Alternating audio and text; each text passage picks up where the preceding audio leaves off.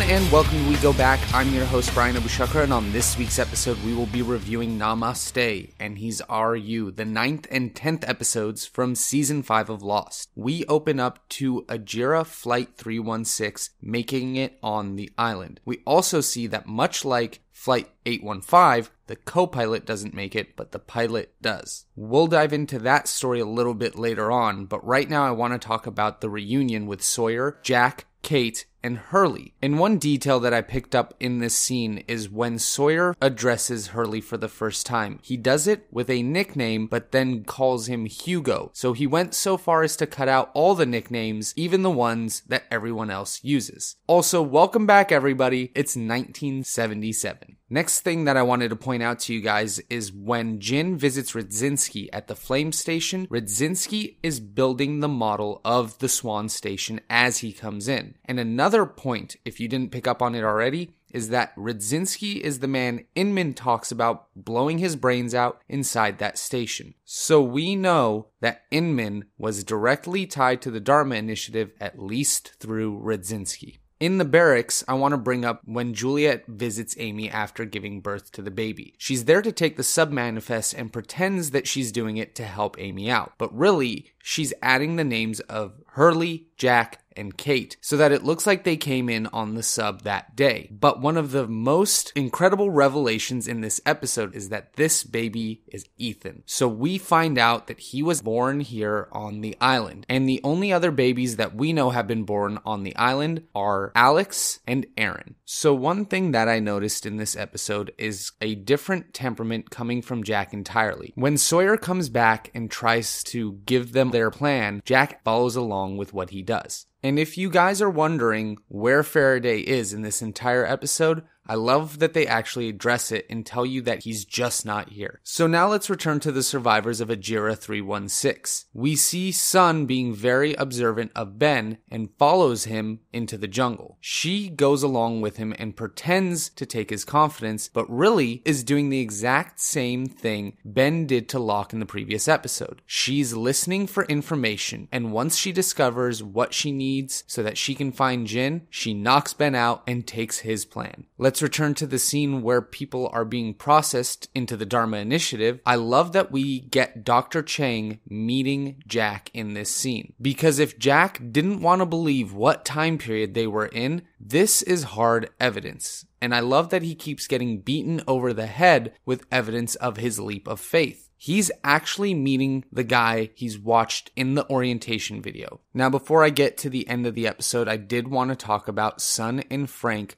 finding out they aren't on the same timeline as the people in Dharmaville. They return to the barracks and it seems to be in shambles. Well, it's been 3 years since they left this place, and the last time it was attacked by the commandos off of the freighter. So it doesn't look too good, but we actually get to see a snapshot of the day of orientation, and that takes us back into the 70s, where we see Jack coming to question James about his plan. What's interesting about this interaction is, like earlier, Jack isn't pushing Sawyer. It seems like he just wants to know what is going on. And when James gives him the plan, he seems relieved to not have to worry about it. But the main theme from this scene that I think is very important is that Jack used to just react. James doesn't run things that way. He likes to think and take his time and eliminate all the variables, whereas Jack used to just react to every situation without thinking about what could come next. And this will take us into the end of the episode, where we see a young Ben Linus bring food to Saeed. And this is a strange role reversal. And I love the way that Naveen Andrews plays this scene, because he's really trying to hold back the shock of realizing who this kid is. And the casting for this character is so good. This kid really looks like Michael Emerson. And I think it's great how well he acts. And it gives that immediate understanding for Saeed's character. And that just sets up for a great future between these two characters. That'll take us into He's Our You. In the beginning of this episode, we get to see a flashback where a young Sayid actually breaks the neck of a chicken so his brother doesn't have to. This is definitely a theme that we've seen throughout Sayid's life of him doing something for what he believes to be the greater good. So this will take us to Ben bringing Sayid food and a book. It's titled A Separate Reality by Carlos Castaneda, and the main focus is the perceiving of energy directly as it flows through the universe. So it's kind of talking about how people's perspective gives them their own separate reality, or at least that's how I take it. It is interesting, however, that Sayid is now in the exact same position that Ben was in many years later in the future, but he actually isn't who they think he is. And this is where it kind of gets ironic, because he's trying to prove his innocence, but the only way to do so is by agreeing that he is a hostile. But pay attention to how much hostility they give Sayid, even though he's there intending them no harm. If you look at it from their perspective, it's a lot like the hostility we felt towards Ben when he first came into the series. And I love that they show us different sides of these types of themes.